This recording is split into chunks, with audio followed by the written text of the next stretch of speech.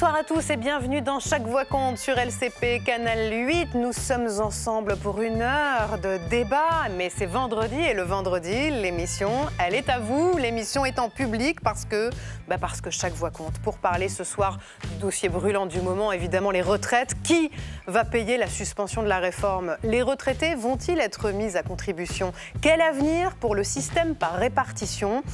Eh bien, vous allez pouvoir poser toutes ces questions, mais aussi toutes les vôtres, celles qui vous préoccupent, aux 3 députés qui sont ce soir vos invités. Je vous présente Sandrine Runel, députée PS du Rhône. Bonsoir. Sylvain Maillard, député Ensemble pour la République de Paris. Bonsoir. Bonsoir. Et Jean-Didier Berger, député droite républicaine des Hauts-de-Seine. Bonsoir à tous les 3 et surtout merci d'avoir accepté de vous prêter au jeu des questions-réponses avec notre public et puis de vous être extrait pendant quelques minutes pour nous de l'hémicycle où commence, vous le savez, le travail parlementaire sur le budget. Je salue également Mariette Darigrand qui est avec nous ce soir. Bonsoir Mariette. Alors Mariette, elle est sémiologue. Elle interroge le sens des mots, donc vous faites très attention aux mots que vous choisissez ce soir parce qu'elle va veiller au grain, n'est-ce pas Mariette? Oui, même sur des mots très usuels comme retraite, vous allez voir qu'il y a des choses à soupçonner. Voilà, ça c'est le menu du soir, a priori, puisque cette émission, c'est vous qui allez la faire en fait, donc je compte sur vous. Mais sachez aussi que je vous réserve une petite surprise, une très jolie surprise à la fin de cette émission. Voilà, installez-vous confortablement, Chaque Voix compte, c'est parti.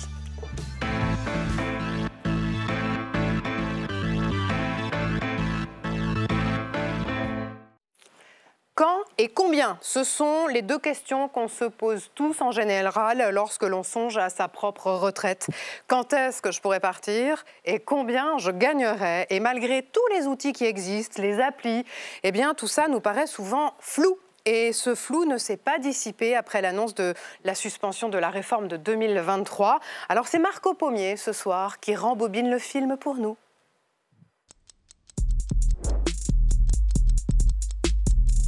C'était la condition des socialistes pour ne pas censurer.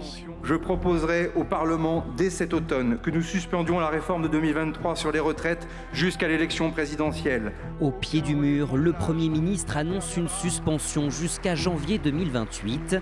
Concrètement, la génération 64-68 pourrait arrêter de travailler 3 mois plus tôt que prévu. Mais comment appliquer cette mesure? Projet de loi à part entière, amendement. Dès le lendemain, Sébastien Lecornu apporte une première réponse. Je pense qu'il faut que le gouvernement dépose un amendement au projet de loi de finances pour la sécurité sociale dès le mois de novembre. Oui, mais voilà, la gauche et le RN réclament une 3e voie, la lettre rectificative, pour ajouter au budget de la sécurité sociale la mesure de suspension.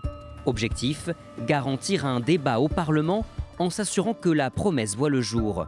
Gage de transparence accepté par le Premier ministre après une semaine de tergiversation. Je souhaite vous dire que le Conseil d'État a été saisi cette nuit d'une lettre rectificative et qu'un Conseil des ministres aura lieu jeudi matin pour l'adopter. Sébastien Lecornu tente d'apaiser le débat pendant que le chef de l'État remet de l'huile sur le feu quelques heures plus tôt. Le Premier ministre a fait un choix pour apaiser le débat actuel qui a consisté à proposer le décalage d'une échéance. Je le dis ici parce que ça n'est ni l'abrogation ni la suspension, c'est le décalage d'une échéance. Suspension ou décalage, débat sémantique qui ne fait pas oublier pour autant les questions qui fâchent. D'abord, combien ça coûte? 100 millions d'euros en 2026, 1,4 milliard en 2027. Et qui va payer? 2 pistes, mettre à contribution les complémentaires santé, mais aussi les retraités, avec des pensions non alignées sur l'inflation. C'est maintenant aux députés de trouver le chemin du compromis, dès lundi en commission des affaires sociales. Trouver le chemin du compromis, on l'aura beaucoup entendu ces derniers temps, cette expression. Je voudrais donner la parole pour commencer à 2 personnes dans le public qui vont être les premières concernées. Marco Pommier en parlait à l'instant dans le sujet, la génération 1964-1968. Je crois qu'il y a dans le public 2 personnes qui sont dans cette tranche d'âge. Et on va commencer par vous, Antoine. Antoine, est-ce qu'Antoine a un micro? Antoine est né en 1965, c'est ça? Oui. Donc la retraite, a priori, c'est pour bientôt pour vous? En théorie, oui. Et en pratique? Tout dépend du montant de la retraite que je vais pouvoir bénéficier et de mon attrait pour le travail. Là, quand on est si près de la date du départ à la retraite, est-ce qu'on commence justement à bien calculer sa pension de retraite, ce qu'on gagne en restant encore un peu? Vous êtes dans ce genre de calcul? Alors moi, à titre personnel, non, mais auprès de mes collègues, puisque j'ai un engagement syndical. Oui, je précise que vous êtes à la CFE-CGC, c'est ça? Absolument, et je m'exprime en mon nom propre, et non au nom de mon organisation syndicale. Donc oui, moi, personnellement, non, mais tous mes collègues de ma génération attendent une réforme, enfin, parce que ça fait quand même plusieurs années qu'on parle de réforme. Il y en a une toutes les 5-6 ans. Et ils ne savent pas du tout sur quelle base ils vont pouvoir partir à la retraite. Vous, aujourd'hui, dans vos calculs, enfin, d'abord, est-ce que vos calculs sont bons? Ou est-ce que vous vous dites, non, mes calculs ne sont pas bons, donc je ne pars pas tout de suite? On a l'impression que vous êtes encore dans le doute, alors que c'est dans quelques mois, en fait. Oui, parce que entre 2017 et aujourd'hui, on a eu quand même plusieurs projets qui n'ont pas abouti. Donc, je ne sais pas exactement combien j'aurai à la retraite. Alors, vous avez face à vous 3 députés. Quelles questions avez-vous envie de leur poser? La première, c'est...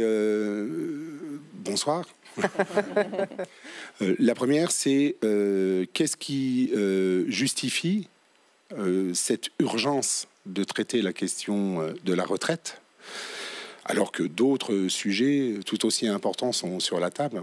On parle du budget, notamment, et les déficits de l'État. Qu'est-ce qui justifie cette précipitation à vouloir absolument une retraite? Et qu'est-ce qui explique qu'on passe d'un projet à un autre sans aucune adhésion des Français, manifestement? Alors, qui veut répondre à Antoine? Je veux bien commencer. Pourquoi on parle des retraites et pas du budget? Mais en fait, les retraites, c'est le budget. Parce que dans le budget, on voit qu'il y a une part très importante du déficit qui correspond au déficit des retraites. La Cour des comptes l'a évalué. Si on ne fait rien, même si on ne suspendait pas la réforme des retraites, et a fortiori si on la suspend, et je ne vous parle même pas de si on l'abroge, on va avoir des déficits qui vont se compter en dizaines de milliards d'euros. Et déjà aujourd'hui, quand on regarde en fait le déficit caché sur les retraites, il y a 41 milliards d'euros cachés de surcotisation de l'État pour payer les retraites des fonctionnaires. Donc qui va payer? Mais c'est vous qui allez payer, c'est vous qui payez déjà, c'est tous les Français, ceux qui travaillent et ceux qui ont travaillé.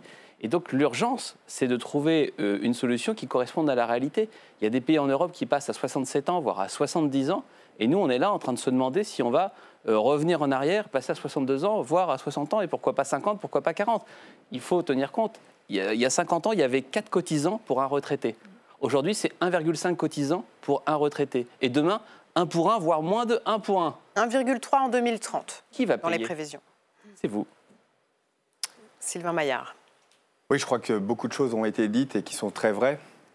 Notre système de retraite, à l'heure actuelle, vu la démographie, est une pyramide de Ponzi, tout simplement. C'est-à-dire que vous cotisez, chacun d'entre vous qui travaille est cotisé, mais en fait, ça vous donne un droit, ça ne vous donne en aucun cas une somme d'argent qui serait bloquée sur un compte bancaire. C'est pas comme ça que ça fonctionne. Et donc, on est obligé de revenir, comme vous l'avez dit, tous les 4 ans, 5 ans, 6 ans à une réforme des retraites, parce qu'au fur et à mesure de la démographie, il faut l'adapter si on veut Mais pas... peut-être parce que la précédente n'était pas bonne, parce que les chiffres de la démocratie sont implacables, on ne les découvre pas tous les 5 ans. C'est que c'est toujours difficile de reculer l'âge de départ à la retraite, et cette fois-ci, ça a été incandescent. Moi j'ai porté une réforme qui était extraordinairement impopulaire, parce qu'on demandait un effort supplémentaire. Mais en réalité, comme l'a dit très bien mon collègue, dans tous les autres pays autour de nous, tout le monde travaille plus longtemps.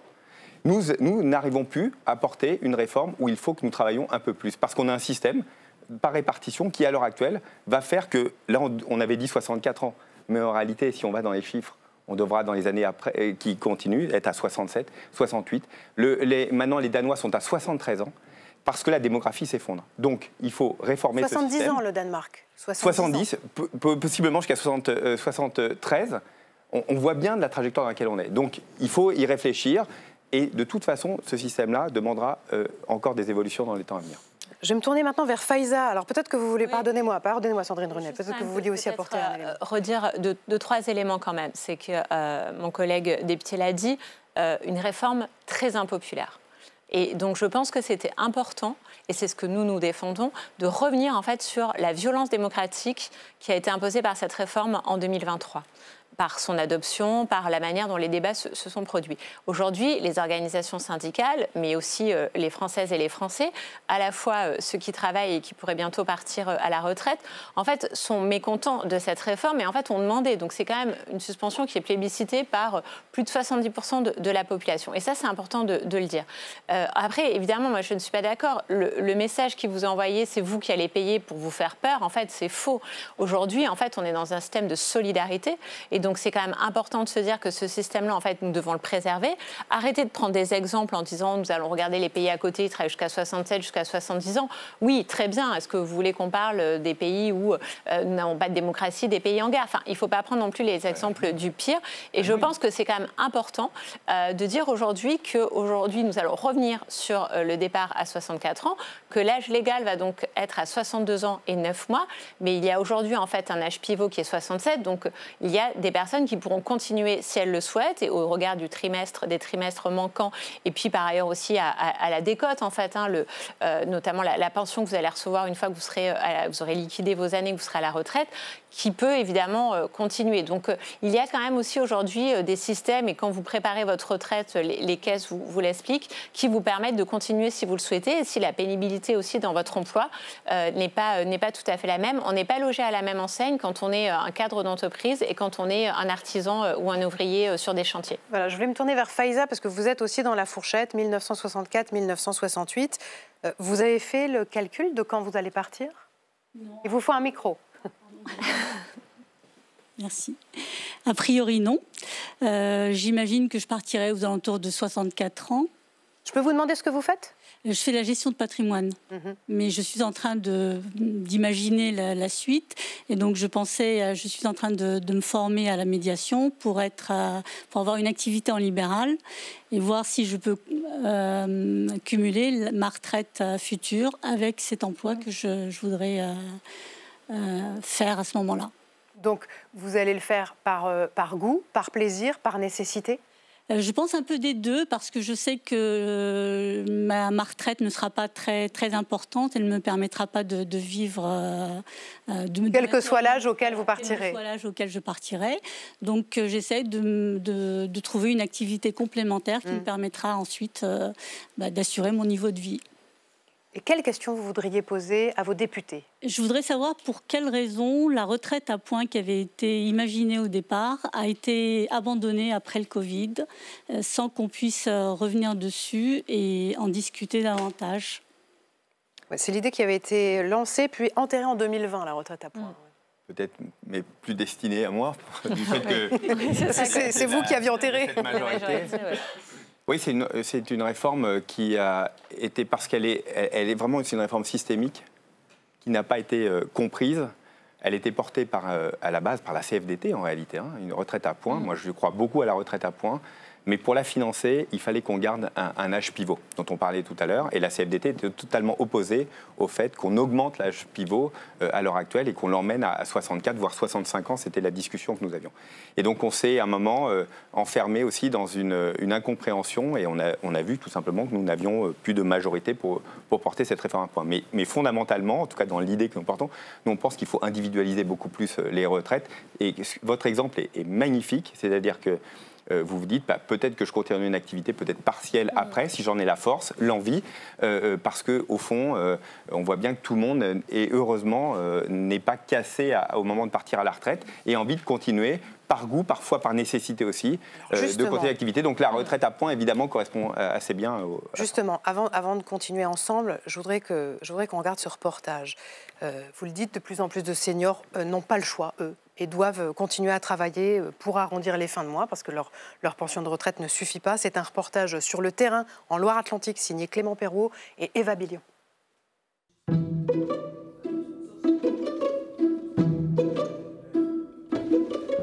À 74 ans, Céline n'a pas dit adieu à la chasse, aux fautes d'orthographe et aux entorses aux règles de syntaxe.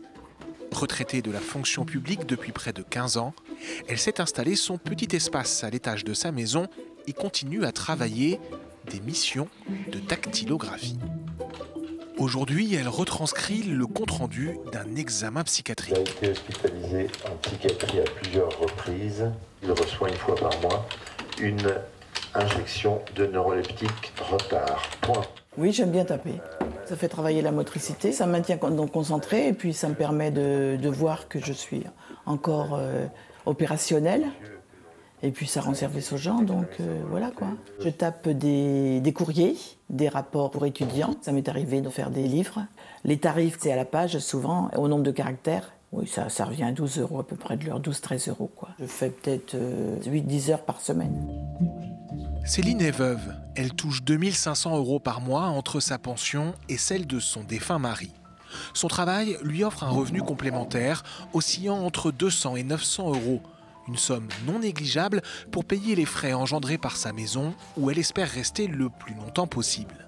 Alors j'ai à payer mon jardinier qui vient régulièrement, tondre la pelouse, tailler les arbres. J'ai ma femme de ménage qui vient régulièrement aussi, qui entretient la maison, qui fait les vitres, tout ce qui est un peu dur pour moi. Physiquement, donc elle vient à mon secours. Céline est loin d'être un cas isolé. Les retraités sont toujours plus nombreux à garder une activité professionnelle. Valérie Gruot est la fondatrice d'une agence spécialisée dans la mise en relation entre professionnels et travailleurs seniors. Il y a 580 000 retraités qui travaillent en France, tout en touchant leur pension, ce qui représente quand même 65% de plus qu'il y a 10 ans. Ils ont besoin de compléter leurs revenus parce que soit ils ont tout simplement perdu du pouvoir d'achat, parce que quand on passe à la retraite, on perd à peu près 25 à 30% de ses revenus, soit ils ont une toute petite retraite, et là c'est encore plus fort pour les femmes, parce que les femmes ont des retraites qui sont de 40% moins élevées que celles des hommes, donc elles sont plus touchées. Parmi les activités les plus plébiscitées par les retraités, les gardes d'enfants, l'aide à domicile, le jardinage, le secrétariat, le transport des personnes ou encore le conseil aux entreprises. Ce qu'on voit dans ce reportage, c'est aussi les sujets qui seront dans le nouveau conclave, pardonnez-moi, la conférence sociale du printemps prochain, où il sera question, entre autres, de la retraite des femmes et de la pénibilité.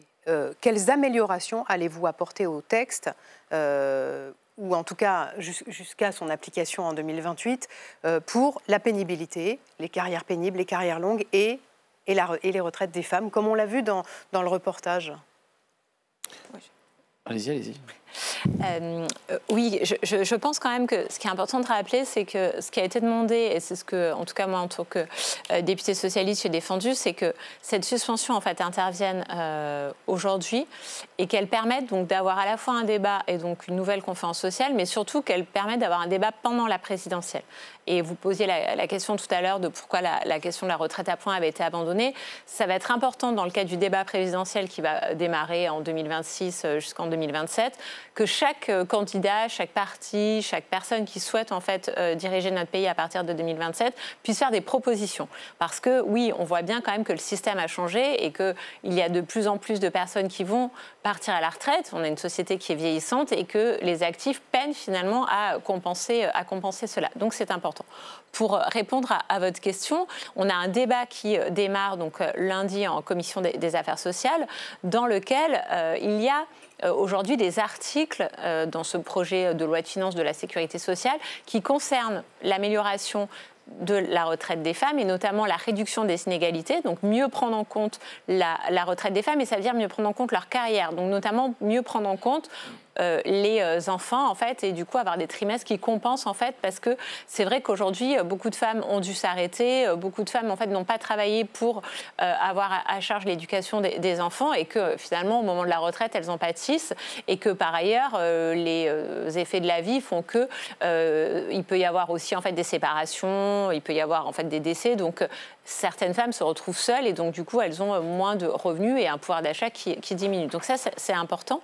Donc c'est mieux prendre en compte en fait la vie des femmes, mieux prendre en compte aussi la possibilité de travailler, et donc du coup ça veut dire aussi garde d'enfants, ça veut dire aussi meilleur accompagnement aussi entre l'égalité entre les pères et les mères.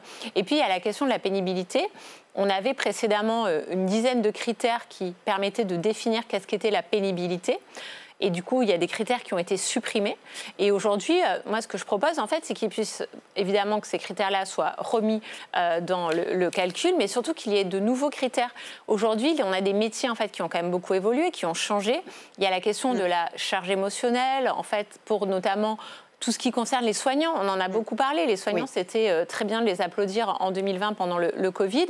Mais après, on a bien oublié quand même la difficulté pour une infirmière, une aide-soignante, le personnel hospitalier, de voir des personnes qui sont en souffrance, des personnes qui décèdent, des personnes qu'on accompagne en fait quand on est une infirmière libérale pendant des mois et qui disparaissent comme ça. Sandrine Runel, il y a aussi depuis quelques jours la question de savoir qui va payer la suspension de la réforme des retraites dans les prochains mois. Le débat s'ouvre donc à l'Assemblée nationale. Le Premier ministre a donné hier des pistes de financement, mais ça va être à l'Assemblée nationale, aux députés, au Parlement de décider de comment on finance la suspension de la réforme des retraites. Et pour l'instant, dans les pistes du gouvernement, il y a l'idée d'aller chercher l'argent soit chez les complémentaires santé et chez les retraités. Donc les pensions pourraient être gelées l'année prochaine. Je vais me tourner vers les deux retraités les plus pimpants de notre public, c'est Martine et Marc. Martine, je peux dire votre âge, Martine? Vous avez 78 ans. Vous étiez professeur de français. Vous êtes partie à la retraite quand? En 2009. Est-ce que le gel des pensions ou la suppression de l'abattement fiscal de 10% sont des éléments qui vous inquiètent aujourd'hui? Oui, bien sûr. Bon, disons que jusqu'ici, c'était correct, ma retraite était correcte. Mais là, je m'inquiète un peu de l'avenir. Parce que, alors moi, j'aide quand même beaucoup ma petite fille. C'est une façon de... Elle est à Centrale, à l'école centrale, mais c'est très coûteux. Et donc vous l'aidez financièrement pour ses études? Je participe à cela. Alors, je ne sais pas si je pourrais, mais enfin bon, elle aura bientôt terminé. Mais enfin, effectivement, bon, je m'inquiète. Je m'inquiète avec ce qui est dit. Mais c'est assez angoissant ce qu'on entend en plus. Qu'est-ce qui vous angoisse? L'incertitude. On entend des choses contraires. On n'a pas toujours, on comprend pas toujours exactement vers quoi on nous mène. Et c'est un peu angoissant, voilà. C'est ce que ressentent aussi des amis retraités. Entre amis retraités, vous vous dites quoi? Vous vous dites que nous, retraités, on va devoir participer à l'effort? Oui, tout à fait. Mais dans quelles conditions et qu'est-ce que ça va avoir comme conséquence sur notre vie, quoi? Sur notre vie, parce que c'est quand même... Moi, personnellement, c'est vrai que je suis un peu inquiète. Bon, vous avez 3 députés devant vous, vous pouvez leur poser des questions, vous pouvez même leur suggérer des pistes de financement, pourquoi pas N'hésitez pas. Je ne peux pas suggérer de piste de financement parce que ce n'est pas mon rôle. Mais la question à savoir, c'est vers quoi on va réellement, enfin, en réalité. Moi, je dirais c'est vous qui allez décider. En 2017 et en 2022, il y a eu 2 élections présidentielles ratées du point de vue du débat public. 2 élections présidentielles où on a été obligé de choisir en fonction plus des affaires judiciaires ou il faut faire barrage à un tel ou à une telle, plutôt que sur les vrais débats de fond. Et on a poussé la boule du déficit public, on a dit on verra plus tard, on verra plus tard. Ça fait 50 ans qu'on dit on verra plus tard. Et au bout du compte, c'est à vous qu'on demande de faire des efforts. Moi, je considère que demander aux retraités de faire des efforts, c'est ce qu'il y a de plus injuste, parce que c'est pas à la fin de la partie qu'on peut changer les règles. Vous n'allez pas reprendre un bleu de travail, retourner à l'usine ou retourner à l'école, vous occuper d'enfants de maternelle ou en crèche. Donc c'est très difficile de faire comme ça. Et là, ce qui est prévu, c'est non seulement de geler pour cette année, mais en plus de geler partiellement pour les années qui suivent.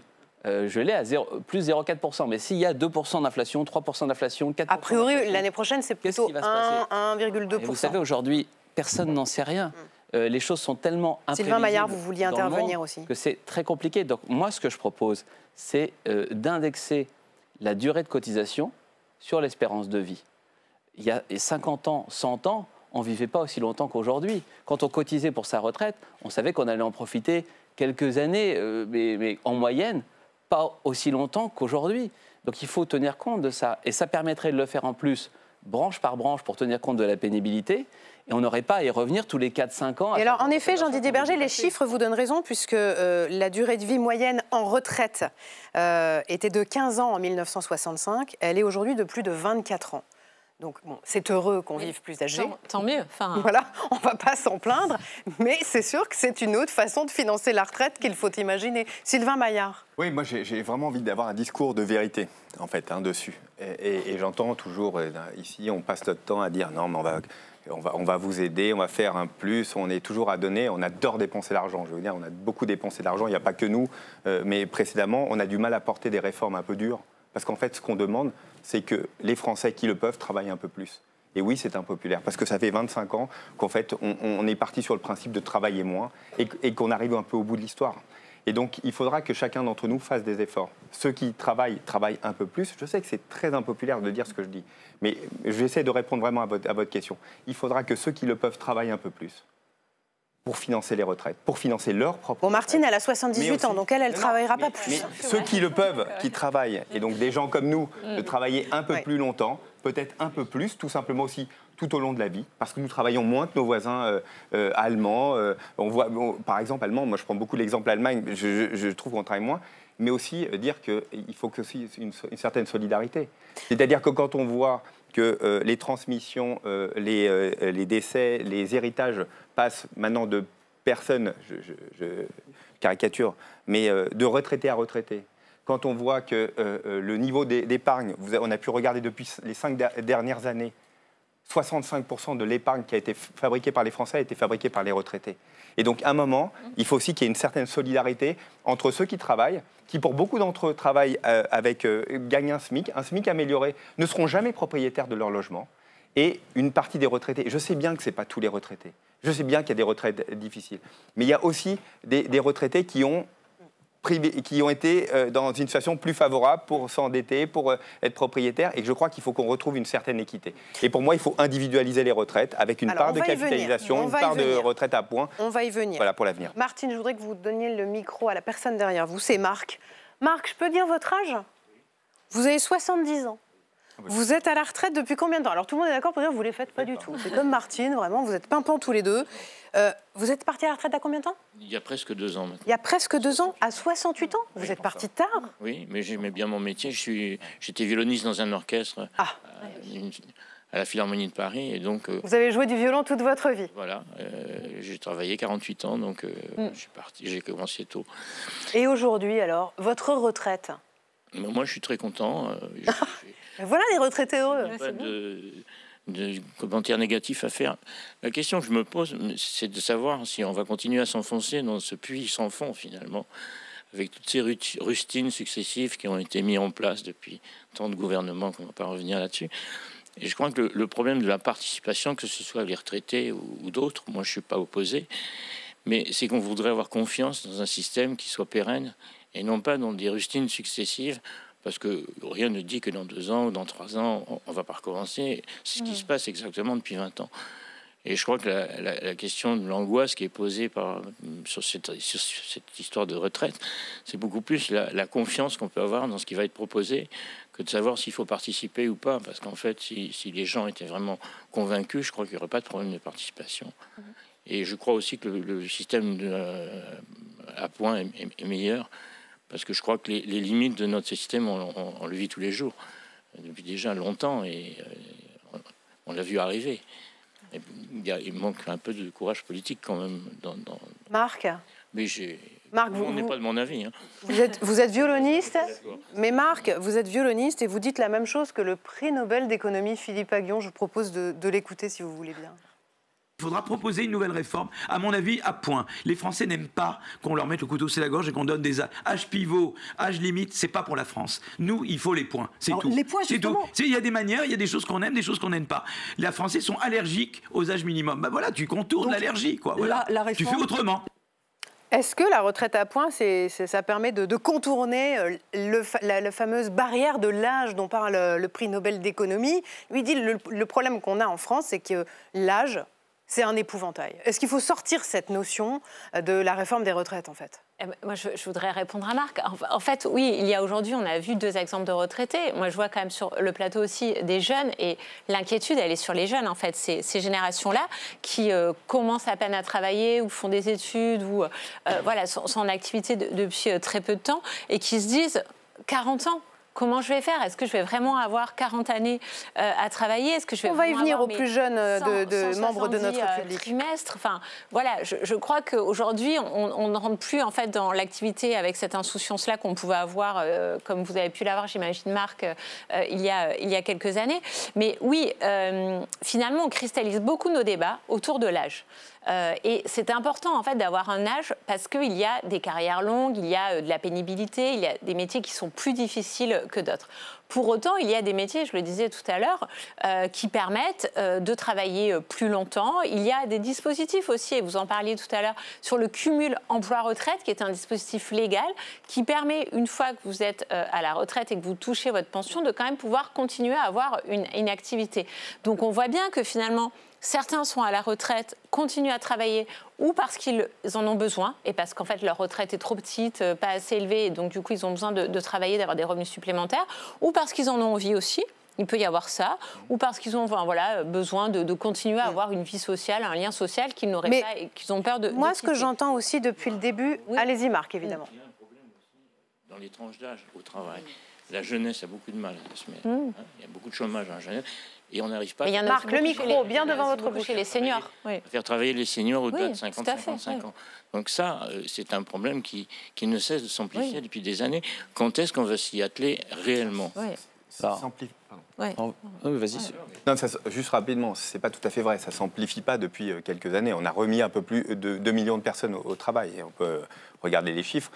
Regardez, il y a quelques années, moi, quand j'ai commencé à travailler dans les années 90, trouver un boulot, y compris pour quelqu'un qui était diplômé, c'était difficile. C'est moins difficile, bien moins. Par contre, ce qui est vrai, c'est qu'en France, on commence par les études beaucoup plus tard à travailler que dans les autres pays, fait qu'on part plus longtemps. L'âge élevé dans les pays européens, le nombre de gens qui travaillent près de la retraite, il y en a beaucoup plus que chez nous. On a démultiplié les plans sociaux, on a organisé, on a organisé aussi une société. C'est ça qu'il faut qu'on change, c'est-à-dire de faire en sorte que les gens travaillent plus longtemps quand ils le peuvent.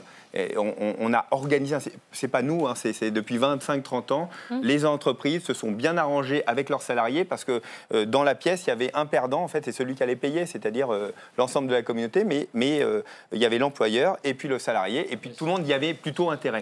Donc il faut que ça s'arrête. Ça s'est bien arrêté depuis. Moi, je voudrais faire trois remarques pour répondre à... Mais c'est intéressant, le levier dont parle Marc, c'est le levier de l'emploi des seniors. Aujourd'hui, 58% des personnes âgées de 55 à 64 ans ont un emploi en France. Mais dans le reste de l'Union européenne, c'est 64%. L'emploi des seniors. Oui, ce qui prouve que ça n'est pas une fatalité. Si les autres arrivent à le faire, on devrait être capable de le faire.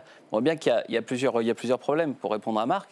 D'abord, il y a une inadéquation entre l'offre et la demande. Il y a des tas de secteurs dans lesquels on recherche, sans arriver à les trouver, du personnel, que ce soit dans les collectivités, dans les associations, dans les entreprises, dans la restauration, dans l'hôtellerie, dans les métiers du bâtiment, dans les métiers de services, d'aide à la personne.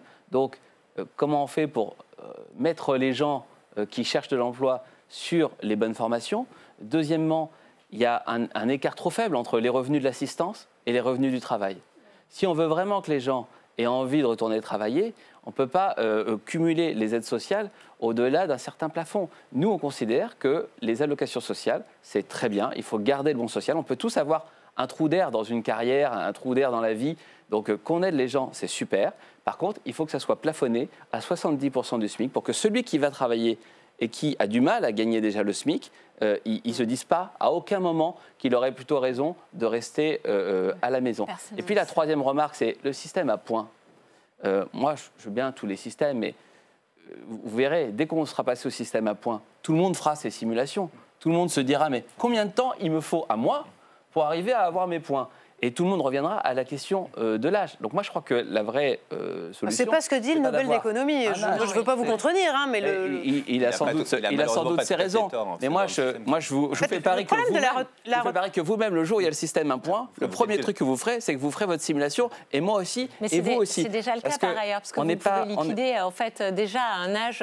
Aujourd'hui, ça va être 62 ans et 9 mois, mais en fait, si vous voulez continuer, vous pouvez. Donc en fait, aujourd'hui, cette question-là, en fait, elle n'existe déjà plus. Et moi, je prône effectivement pour qu'on sorte la question de l'âge, mais par contre, il y a cette question notamment des cotisations des trimestres, et qu'on puisse choisir au moment où on a envie de partir, en fonction, encore une fois, de ses choix de vie. Et vous reparlez de la confiance. En fait, oui, je pense que c'est un modèle de société qu'on doit déterminer, qu'on doit proposer. Et une fois que les citoyens auront confiance dans ce modèle-là, ils pourront se projeter. Mais aujourd'hui, ce n'est pas le cas. Et c'est sûr que la réforme de 2023 ne nous a pas aidé à avoir un débat démocratique apaisé. Oui. Juste rebondir, parce que c'est moi qui donne les mauvaises nouvelles. Si on ne met pas pour le moment l'âge, en fait, il n'y a pas d'équilibre du tout à la réforme des retraites. On sait bien que c'est très impopulaire, mais il y a une mesure d'âge, parce que pour le moment, si on passait complètement à la retraite à point, ce qu'on souhaite, en réalité, il y a un déséquilibre total s'il n'y a pas l'âge devient presque protecteur en réalité. Hein. Donc attention, c'est un équilibre complexe à trouver. Et ça demandera des efforts. Moi, je vous le dis, en face, ça demandera des efforts. Il n'y a pas de choses simples. On peut faire des critères de pénibilité, mais à tout le monde. On peut demander des critères de pénibilité. Évidemment qu'il faut accompagner les carrières des femmes, mais tout ça, les retraites, ce n'est pas un service social, en fait. Ça traduit l'ensemble des cotisations qu'ont payées des gens. Et donc, moi, j'entends et je suis prêt à faire plein de choses et d'avancer. À un moment, il faut quand même qu'on paye, quoi. Oui, j'entends bien, monsieur, mais... Moi, je n'observe pas ce que vous dites sur la facilitation pour les jeunes diplômés aujourd'hui dans l'intégration de l'entreprise. Je ne le vois pas. Je vois effectivement qu'il y a eu une accélération avec l'apprentissage universitaire. Voilà. Il y avait des dispositifs, je crois, d'ailleurs, pour faciliter ça. Je crois qu'ils sont toujours présents. Voilà. Mais le problème, c'est que moi, ce qu'on observe, c'est que ces entreprises qui font appel à des contrats d'apprentissage universitaire, Master 2 Pro ou licence pro, utilisent ces jeunes dans leur entreprise. Et puis, une fois le diplôme obtenu... ils sont remerciés. Il ne faut pas caricaturer. Non, monsieur, je ne caricature pas. Je vous dis ce que nous observons, nous. Bon, écoutez, je ne veux pas laisser dire ça. Il y a de tout. Vous avez sûrement des mauvais chefs d'entreprise et il y en a sûrement des très bien. Ce n'est pas une question d'être bon ou mauvais. Hein. Moi, j'oppose personne. J'observe. Okay. Je voudrais qu'on se tourne... On a interrogé les futurs retraités. Si vous voulez bien. Pas de critères d'âge. Mais aujourd'hui... Un jeune qui sort de l'université, s'il est excellent, il sort à 26 ans. Si elle a des incidents de parcours, il ressort un peu plus tard. Et à quel âge ils vont partir à la retraite ? 67, on va leur poser la question tout à l'heure. Je ne suis pas sûre que ce soit le premier sujet d'inquiétude quand on sort des études, de savoir quand on partira à la retraite. Je pense que c'est d'abord de savoir quand est-ce qu'on va travailler. C'est ça. Mais on va y revenir dans un instant. Je pose la question, Antoine. Je voudrais d'abord donner la parole à Mariette, si vous voulez bien, avant tout cela. Parce que Mariette, elle vous écoute depuis tout à l'heure. Elle entend ce mot « retraite ». Et vous aviez envie de disséquer ce mot aussi, parce qu'il est étonnant, ce mot « retraite ». Alors, il est étonnant et son histoire dans notre langue française, je crois, va éclairer un certain nombre de débats et presque d'impasses dans lesquels nous sommes.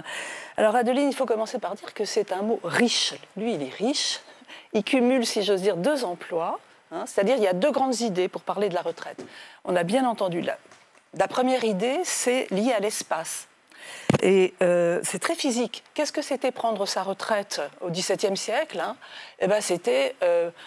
sortir de la foule, de se retirer du monde. Et vous vous souvenez, Adeline, peut-être le bac français, la princesse de Clèves, à un moment Madame Lafayette.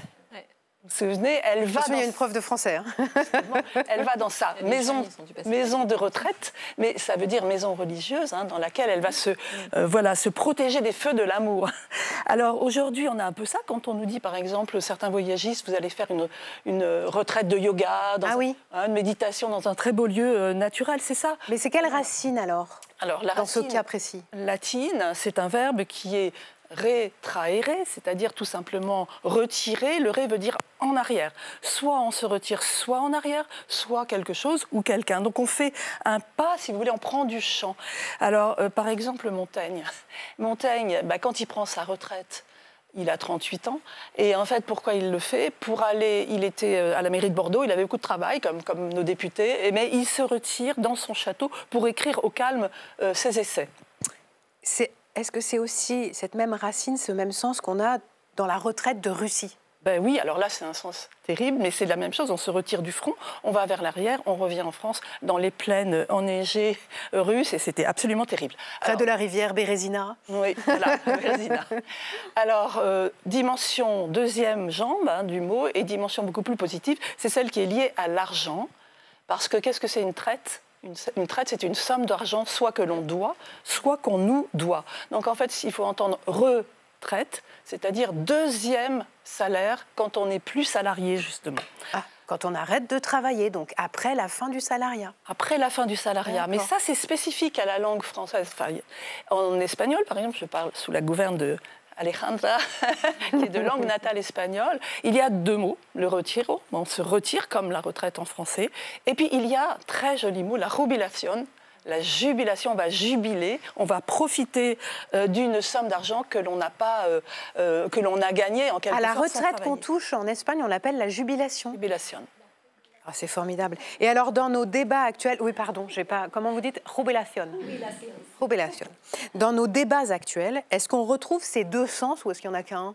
Oui, là, on a bien entendu. Les deux sens sont là, le temps et l'argent. Mais je crois que ce qui se passe en ce moment, et ça explique certains blocages, à mon avis, c'est que la question du temps, elle est obsédante. Oui. On ne parle que de ça depuis 3 ans. 63, 63,5, 64, 67, 70, 60. On ne sait plus, effectivement, à quel temps croire. Donc ça, c'est très problématique. C'est là que ça se crispe. Alors, il me semble qu'on fait ça parce que la vraie question sous-jacente, qui est celle de l'argent, qui est celle du financement, eh bien, elle n'est pas réglée parce qu'il nous arrive cette révolution démographique, en effet. Vous l'avez bien dit, Adeline, avant, les gens vivaient une dizaine d'années à la retraite, maintenant, c'est presque 30. Et on ne sait pas comment profiter, justement, avoir la jubilation de cette nouvelle tranche d'existence. C'est très problématique et ça dépasse, à mon avis, la question politique. Là, il faudrait tous s'y mettre. Et alors, en attendant, qu'est-ce qui se passe? Nous sommes tous des petits Montaigne. Les gens, peut-être qu'ils ont envie de s'arrêter pour faire de la musique, pour faire des belles randonnées, je ne sais pas, mais ils n'ont pas tous un beau château réel. Un château d'Yquem. Voilà, exactement. Pour se retirer. Merci Mariette, c'est sûr. Ou le talent de Montaigne et les compétences de Montaigne, peut-être aussi. Je voudrais me tourner vers les actifs, parce qu'on a eu ceux qui sont bientôt à la retraite, ceux qui y sont déjà. Je voudrais qu'on parle de ceux qui payent les pensions des retraités actuels. C'est ça le principe de la retraite par répartition. Alexandra. Alors du coup, c'est Alejandra? Alexandra. Alexandra. Alexandra, c'est pas Alejandra. Bon, vous avez 47 ans, c'est ça? Et vous cumulez 2 emplois. Oui. Est-ce que vous vous interrogez sur votre retraite? Je disais ça l'autre jour à mon mari. En fait, quand je suis arrivée en France, j'avais 27 ans. Avec un enfant, je ne me suis jamais posé la question de la retraite. Ils sont passés déjà 20 ans. Ça passe vite. Oh, waouh, ça va arriver vite, parce que 20 ans sont déjà passés. Je suis quelqu'un de très positif. J'ai la chance de travailler comme cadre. Et comme vous avez dit, ce n'est pas la même chose que les artisans. J'ai cumulé un travail d'assistant de direction, Vinci Construction, et je suis professeur d'espagnol à l'Institut catholique de Paris. Donc, j'adore travailler. J'espère arriver à l'âge de... un bel âge pour continuer à travailler, mais c'est vrai que Montaigne, ça fait rêver d'avoir une retraite à 38 ans. J'aimerais bien aussi de partir voyager. Mais la question qui me pose plus un peu de nostalgie, c'est les artisans, parce que mon mari, c'est un artisan. Il est plus fataliste. Il me dit, Alex, il me dit à la maison, est-ce que ça coûte la peine de travailler jusqu'à 67 ans alors qu'il se casse sa santé? Il est VTC. Il est VTC. Ah oui, donc il est en voiture. Je pense que c'est de s'oublier de beaucoup de réformes. Donc, si vous pouvez répondre à cette question pour les oublier, j'aimerais faire un appel à ne pas les oublier. C'est tout. Qui veut répondre à Alexandra? Je pense que vous avez raison et qu'aujourd'hui, il y a plusieurs catégories. En fait, on parle beaucoup de la retraite pour les salariés, parce que c'est quand même la majeure partie aujourd'hui, en tout cas de la population active, et on voit bien que finalement, ça ne suffit pas et qu'un certain nombre d'activités, on peut dire alternatives, et je pense qu'il a le statut peut-être d'auto-entrepreneur, se sont développées. Et il y a beaucoup de professions en fait, qui sont aujourd'hui dans le statut d'auto-entrepreneur. Il faut arriver à distinguer le métier, ce qu'on fait, ce qu'on fabrique ou ce qu'on fait chaque jour, et le statut en fait, qui permet de cotiser. Et on parle de la retraite, mais on pourrait parler aussi de la protection sociale, en fait, de la sécurité sociale. Et du coup, s'il est en maladie aussi, aujourd'hui, il n'est pas protégé, en tout cas moins qu'un salarié.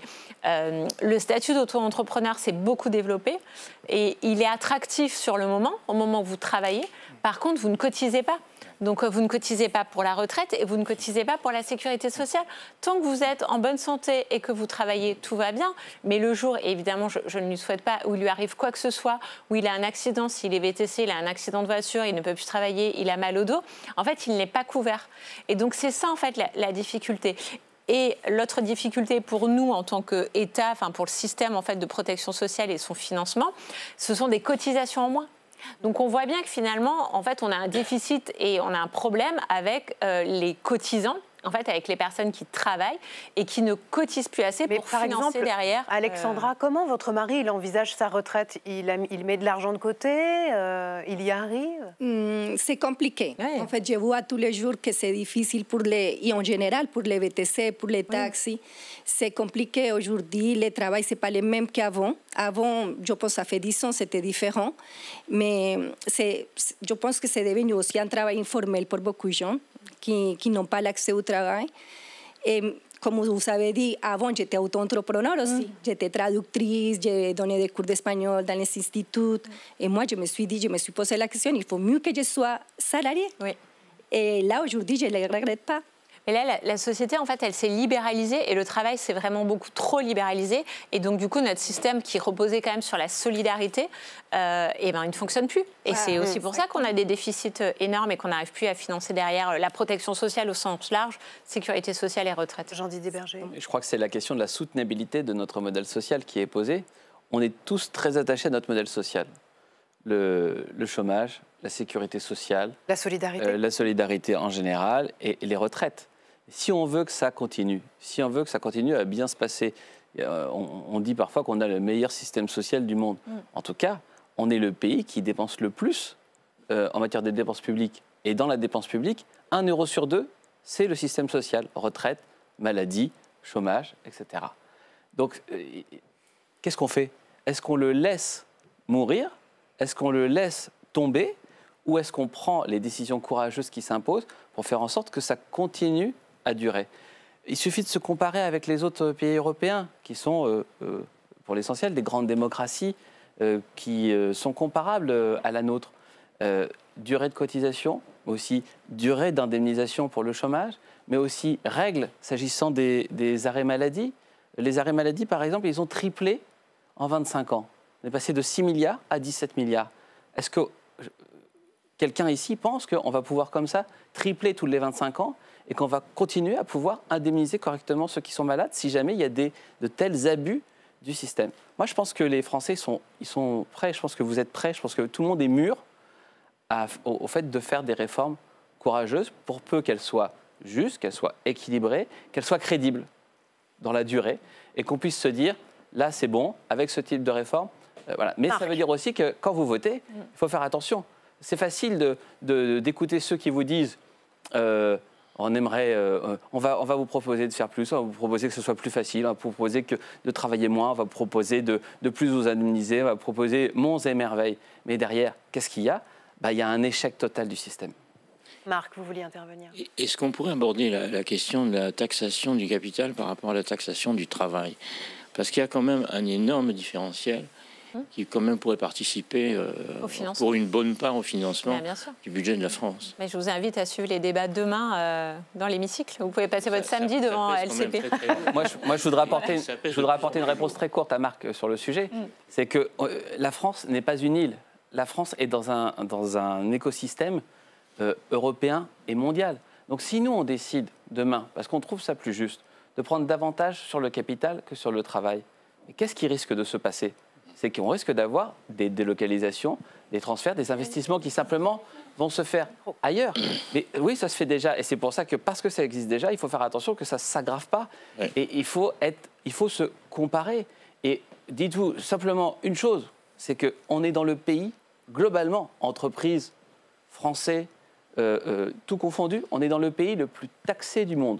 J'entends souvent parler chez mes collègues d'injustice fiscale, mais oui. Si nous on est injuste, moi je parle de déséquilibre. Comment sont les autres? Je parle de déséquilibre. Moi je ne pense pas de taxation globale. Je suis absolument d'accord sur le niveau global de la taxation. Mais comparé à la taxation du capital en France, on parle pas de l'impôt. Est-ce qu'elle est la taxation du capital, que ce soit le capital, l'impôt, le patrimoine ou le reste, c'est parce qu'on est très taxé qu'on est plus compétitif. Et quand on est plus compétitif, les choses, elles se passent sans nous, elles se passent ailleurs. Faïza, vous vouliez intervenir ? Je voulais intervenir justement pour rebondir sur ce que vous disiez. C'est qu'effectivement, il faudra être courageux et tout le monde devra faire un effort. Mais autant les travailleurs, les gens salariés, les gens qui cotisent feront un effort parce qu'ils subissent la réforme.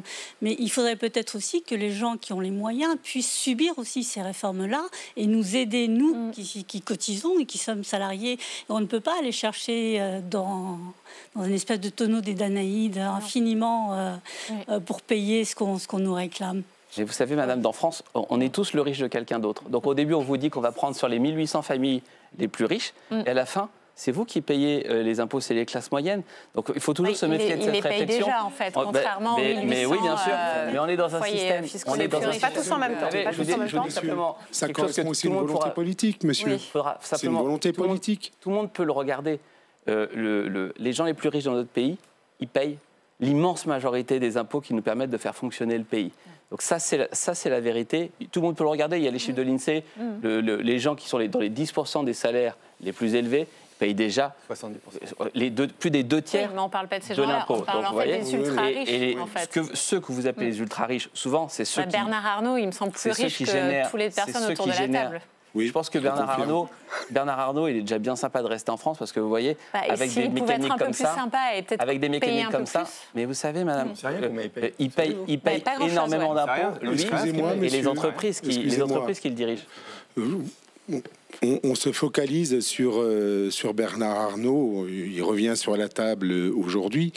Bernard Arnault est effectivement bien sympathique de rester en France, mais la France offre un système éducatif de professionnalisme et ces menaces de partir aux États-Unis pour fabriquer ses sacs Vuitton, ça ne va pas être si commode que ça. Non. Donc dans nos impôts, on paie effectivement des impôts, on trouve ça tous un peu cher. Mais en contrepartie, on a un système éducatif, on a un système professionnel de technicité, et c'est par l'impôt qu'on l'a. Donc il y a effectivement la partie dépenses des uns et des autres, et des dépenses collectives, mais il y a aussi ce que l'État redistribue. Voilà. Mais on est sur un horizon 2030. Et moi, à vous entendre, c'est à ceux qui travaillent et à ceux qui ont fini de travailler, qui doivent prendre en charge en grande partie les problématiques de financement de demain. Sylvain Maillard. Moi, c'est pas ce que je veux dire. J'ai pas terminé. C'est la base de la dépense publique. Oui, mais il va falloir donner un peu le micro aux autres aussi, mais cher Antoine. Du coup, comment se fait-il que les femmes soient à temps partiel, de façon quand même très généralisée? Comment fait-on pour assurer les nouvelles générations? Je vais aller confisquer le micro d'Antoine. C'est pas possible. Mais vous posez des questions. Je vous taquine. Moi, je suis ravi. Je réponds ou donc vous voulez? Non, allez-y, répondez-lui, Sylvain. Non, très rapidement. En fait, c'est compliqué. Vous savez, moi, je suis. J'ai un peu une différence par rapport à mes collègues, c'est que moi, je continue mon activité professionnelle à côté de mon métier de député. Moi, je suis un chef d'entreprise, je continue mon activité, je ne veux pas dépendre de la politique. Ça a toujours été, pour moi, quelque chose d'important. Avant vous, je sors de l'entreprise et je vais travailler toute la nuit, je cumule. Je suis un cumulard, comme j'entends, je fais 90 heures par semaine et ça me convient très bien. J'ai la chance d'être en bonne santé pour le faire. Moi, ce vraiment, ce qui m'effraie beaucoup, j'ai la chance de beaucoup voyager, c'est qu'on va passer des années, des mois et des années à parler de la retraite, de parler de tout ce qui... la fin de la vie, évidemment, c'est important. Mais le monde est en train de se transformer à une vitesse incroyable. Il y a des défis incroyables tout au long. Je vois les jeunes ici, ils devraient partir pour conquérir le monde. Mais oui, il y a on est en train de leur faire que je voulais entendre, il a 19 ans. Oui, il y a de la place. Oui, on peut faire des choses. Oui, on a de la chance d'être français. Oui, on a une bonne éducation. Et il faut se battre. Mais oui, la compétition est forte. Et partir avec des boulets aux pieds, comme partent nos entreprises. On n'a pas parlé de l'industrie. 20 milliards de plus d'impôts de production. Avant le moindre outil argent gagné, vous payez de l'impôt. Et donc, en fait, c'est un choix de société. Vous l'avez parfaitement dit, c'est un choix de société. Est-ce qu'on veut conquérir le monde, ou bien est-ce qu'on accepte une sorte de déclin que l'on ressent tous depuis des années, en se disant, au fond, le monde continue à avancer et nous, pas très vite non, à côté. Vous savez que je vous ai promis une surprise au début de l'émission, vous vous souvenez, je voudrais qu'on accueille un homme qui a décidé, lui, de recommencer à cotiser, et je suis sûre que vous le connaissez tous. Bonsoir Gérard Holtz. Et merci d'être avec nous ce soir, Gérard. On voulait absolument vous faire un clin d'œil avant la première de votre nouvelle émission qui a lieu ce soir sur LCP. C'est à 21h, ça s'appelle Le Banquet. Vous serez aux côtés d'Anna Kamana pour parler culture. Que va-t-on voir ce soir dans Le Banquet, Gérard? Alors, on a appelé ça Le Banquet déjà, explication, parce qu'on veut parler de toute la culture de Platon, Aristophane, ces hommes qu'il a coupés en deux, jusqu'au banquet d'Astérix. Voilà, toute la culture. Et j'ai même renommé LCP la culture populaire. Voilà, c'était simple à trouver, la culture populaire. Parce qu'on veut être capable de parler à la fois de Tintin et de la danse classique, des plus grands prix littéraires jusqu'au tatouage, toute la culture, mais la culture sans se prendre la tête. Parce que c'est ça l'idéal et c'est pour ça aussi que j'ai accepté. Oui. Gérard, je suis désolée, mais on vient de consacrer notre émission à la retraite. Bon, vous aviez quitté la télévision en 2016. Qu'est-ce qui vous a donné envie de replonger? LCP, c'est très simple. La chaîne chic et intelligente. Quand je vous écoutais, moi, c'est là où il y a les débats sans avoir trop de polémiques, dans le respect des uns des autres. Et ça, c'est plaisant. Et puis les documentaires aussi qu'il y avait sur LCP. Et puis surtout aussi, Anna Kamana qui m'appelle en disant « Gérard, j'ai besoin d'un complice. Tu seras pas, ça va pas être le rôle ni de Chavannes, ni d'un autre dans les autres émissions. Ça va être une complicité permanente entre nous parce que tu vas nous apporter de l'humour un peu, de la culture beaucoup, et puis une façon de voir les choses avec beaucoup de bon sens. » Et j'ai dit du oui tout de suite. Quand Anna m'a appelé, j'ai dit oui tout de suite. Pour ce banquet-là qu'on va partager ce soir. Alors, ce soir, on va parler ce soir d'un album qui est sorti hier soir, c'est-à-dire Astérix le Gaulois. Phénomène, est-ce que c'est l'identité française ou est-ce que c'est de la caricature? Et on a Anne Goscinny, Sylvie Uderzo, on a Jules, dessinateur extraordinaire qui va aussi nous parler de Picsou, mais qui est fou d'Astérix. Nous avons également Nicolas Rouvière, un universitaire qui a fait sa thèse sur Astérix. C'est quand même extraordinaire. Il connaît tout Astérix. Et puis, la cerise sur le gâteau, c'est un homme politique qui a plutôt marqué son temps et qui a continué et qui continue de faire l'actualité. C'est Édouard Philippe. Ah Édouard oui, c'est pas un personnage d'Astérix. De venir. Absolument. Absolument. Vous choisirez le personnage que vous allez lui attribuer. Okay. Bon, Édouard Philippe, qui est fou d'Astérix. On ne le savait pas forcément, mais qui a été très bluffant en disant « Moi, je préfère Astérix, par exemple, chez les Corses ou l'Astérix dans la zizanie. » Je ne sais pas si vous voyez ce que je veux dire. Il a dit lui-même qu'il préférait... Alors, Gérard, vous ne les voyez pas, mais tous les députés en plateau font « Oui, oui, oui, oui, oui, oui. » Oui. C'est étonnant. Bon, merci en tout cas, c'est super sympa d'avoir été avec nous en direct ce soir, Gérard Holtz. Le banquet, c'est donc à 21h sur LCP tout à l'heure pour la première avec Anna Kamana. Longue vie au banquet, Gérard. Et nulle part ailleurs. Merci. Vive le sport et surtout vive la culture. Salut. Je voulais vous remercier aussi d'avoir été là. Je voulais donner la parole à Alexandre, qui a 19 ans, qui est étudiant, qui s'inquiète déjà pour sa retraite, mais qui s'inquiète aussi pour le travail. Un tout petit mot, Alexandre, parce que quand même, Oui, voilà. C'est vous l'avenir, hein. C'est ça. C'est vous qui cotiserez pour nous. C'est ça. Donc bon, je pense que déjà, s'il n'y a pas d'effort collectif, on s'en sortira pas. Ça, c'est important. Il va falloir que les retraités fassent un effort, que nous aussi, les jeunes, nous allions vers un modèle meilleur. Ensuite, moi, je suis fils d'agriculteur. Voilà, j'habite dans un petit village de 600 habitants de l'Hérault, qui se nomme Saint-Nazaire de Pesant. Je salue mon maire s'il nous regarde d'ailleurs. Écoutez, là-bas, j'ai appris ce que signifie le mot travail. Ouais. J'ai travaillé dès l'âge de 10 ans avec mes parents dans les champs. On commence avant que le soleil ne se lève. Et il y a une fatigue que ces personnes-là taisent, car elles marchent toute la journée dans les champs. Voilà. Donc moi j'ai une question... mais on n'a plus le temps, Alexandre. Moi je voulais vous donner le mot de la fin parce que je voulais vous remercier d'être venu, parce que je savais que vous aviez ce message de labeur que vous vouliez porter ce soir sur le plateau. C'est promis. On vous réinvite la semaine prochaine à venir dans Chaque Voix compte. Je serai dans l'Hérault. Mais vous reviendrez, je vous le promets. Je voulais vous remercier d'avoir joué le jeu ce soir avec le public de Chaque Voix compte. Cette émission est rediffusée tout à l'heure à 23h30. Lundi, vous avez rendez-vous avec Francis Letellier pour l'Indice politique. Il recevra Sébastien Chenu. Nous, on sera là mardi à 19h30, évidemment. Dans un instant, vous embarquez pour quai numéro 8. Et puis après, à 21h, vous vous souvenez, c'est le banquet avec Anna Cabana et Gérard Rolls. Passez une belle fin de semaine et à mardi. Merci à tous.